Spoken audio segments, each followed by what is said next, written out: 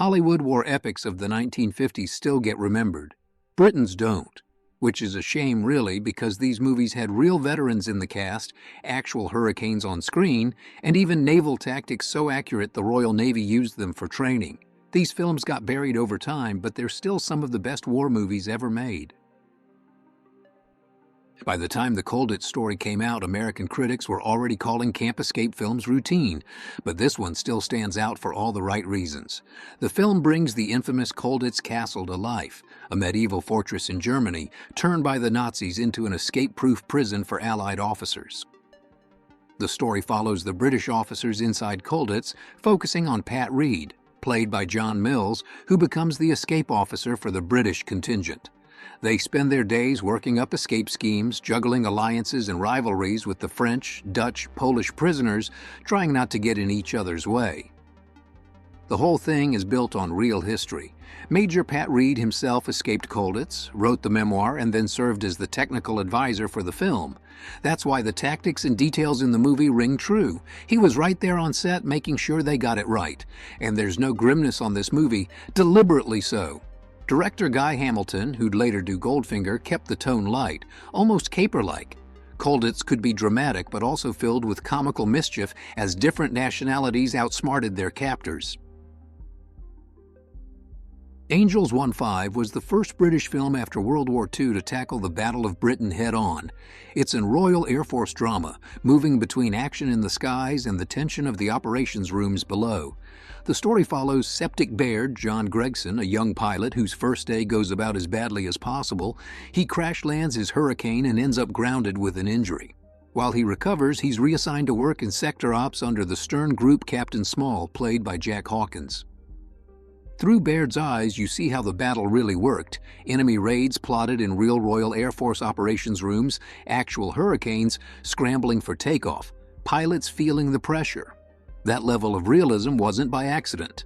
The Royal Air Force backed the production, let them shoot at active airfields, and 6 genuine hurricanes flew in the aerial scenes. Even Uxbridge's real underground ops room appears on screen. This is one of the best films about the Battle of Britain. Honest, unsentimental, and without Hollywood gloss. It was even used at Royal Air Force Cranwell for officer training. Ice Cold in Alex is a classic British war adventure set in the North African desert.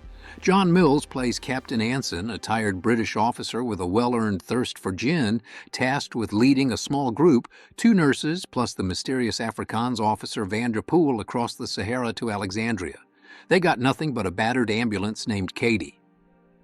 This isn't a movie about battlefield heroics. It's about getting through the desert, dodging minefields, fixing breakdowns, watching for German patrols, and never knowing if everyone's going to make it. The tension ratchets up even further when suspicion falls on Van der Poel. Could he actually be a German spy? Through it all, Anson's promise of an ice-cold lager in Alex is the one thing keeping everybody going.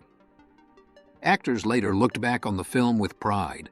Sylvia Sims, who played one of the nurses, said she only earned £30 a week at the time, but years later that iconic beer scene landed her a tidy sum from Carlsberg ads. Most important for the cast was the approval from real veterans who vouched for the movie's authenticity. The Wooden Horse tells the story of one of the boldest escapes of World War II. It's set at the same camp that would later inspire The Great Escape. But this time, the story centers on British prisoners with a problem. They want to tunnel out, but there's nowhere to hide the entrance. So they build a hollow wooden vaulting horse, carry it out for exercise every day, and while the guards are distracted, someone inside the horse quietly digs a tunnel right under their noses. Each day, the men rotate, digging, vaulting, covering the sounds with gymnastics. The film sticks close to the real story, even if a few details get condensed for clarity. It's a stripped-down, no-nonsense thriller, focused more on patience, planning, and nerve than big set pieces. They shot the movie on location in Germany, rebuilding a camp set in the British zone near Lüneburg Heath, where the German army had surrendered. Historically, the film is mostly accurate, although later research found that Royal Air Force officer Dominic Bruce had actually tried a similar escape using a wooden horse a few years earlier in another camp. Before Nolan did his version, there was already Dunkirk in 1958. This one tells 2 stories at once. There's a group of British soldiers led by John Mills Corporal Tubby Benz trying to get to the beach for evacuation, fighting their way through France. At the same time, there's Charles Foreman, a newspaper reporter played by Bernard Lee, back in Britain, doing whatever he can to make people pay attention to what's actually happening. When the Navy puts out the call for civilian boats, Foreman goes himself, taking his small boat to try and bring these guys home. Michael Balkin, the producer, said it was the biggest film he ever worked on. Huge scale, huge scope. And it paid off. This was the second biggest film at the UK box office that year. Outside the UK, though, it ended up getting overshadowed by later war films and eventually by Nolan's version too. Still, the 1958 Dunkirk is worth seeking out. There's nothing fancy, just the story and the people, with the grit and the reality of what happened. Sea of Sand, also known as Desert Patrol in the US, is a classic example of the kind of British war film that just doesn't get enough credit. The whole thing started during the war when producer Monty Berman was working with the Army Film and Photographic Unit. He met Sean Fielding, who was a senior Army observer in Cairo. After the war, Sean wrote up a 10-page idea for a movie about the long-range desert group and sent it to Monty, who just put it away in his desk. 10 years later, Monty finally handed it to Robert Westerby, who by coincidence had already written a screenplay on similar lines and was happy to get involved. From there, it was all about authenticity. The team decided the only way to make this movie work was to shoot it on real locations. That meant flying about 1.5 tons of gear and property to Libya, plus hauling in heavy equipment from Italy. The result is a film that's as honest as it gets, with Richard Attenborough and John Gregson leading a patrol deep into enemy territory, trying to blow up a German fuel dump ahead of El Alamein. They Who Dare tells the story of Operation Anglo, a real-life special forces raid on Nazi-occupied roads. It was directed by Louis Milestone, who did All Quiet on the Western Front, while he was basically in exile due to the McCarthy blacklist. The film puts Dirk Bogart's Lieutenant Graham in charge of 6 Special Boat Service commandos and 2 Greek officers, all dropped by submarine onto the island in 1942. Their mission, cross brutal terrain and hit 2 Luftwaffe airstrips, knowing full well it's probably a one-way trip. Released in 1954, it landed in the middle of a bunch of other commando films, and at the time, critics saw it as a decent adventure, with good scenery but not much spark compared to bigger productions.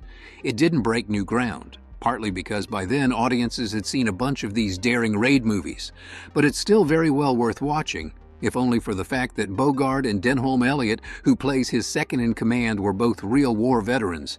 There's a weight and honesty to their performances that's hard to fake. Malta Story blends war documentary realism with a personal story, focusing on the heroic defense of Malta during its siege in 1942. Alec Guinness plays Flight Lieutenant Peter Ross, a reconnaissance pilot sent to Malta right as the island is being hammered by Axis bombs.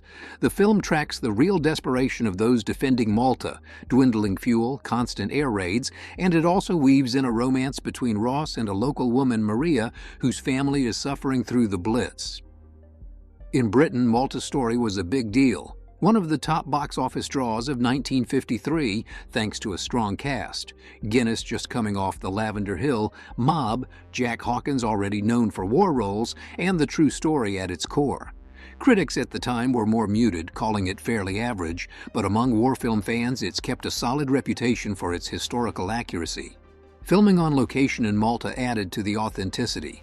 Director Brian Desmond Hurst, himself a war veteran and a longtime resident of Malta, made the most of real war-scarred settings. There's the Grand Harbor, the streets of Valletta, and actual Royal Air Force airfields.